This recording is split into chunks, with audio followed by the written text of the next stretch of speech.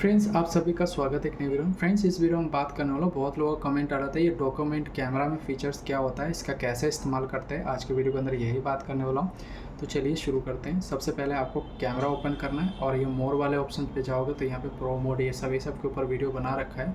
ये मैं आपको बता देता हूँ। इस पर जैसे आप ओपन करोगे तो कोई भी प्रोडक्ट को अगर आप चाहते हो कि उसके साइज़ के हिसाब से, डॉक्यूमेंट साइज़ के हिसाब से फ़ोटो लेना, तो आप इस पर क्लिक करोगे तो आप देख सकते हो ये ऑटोमेटिकली एडजस्ट कर रहा है। अगर आपको दिख पा रहा है तो कैमरा अगर अच्छे से एडजस्ट कर रहा है तो।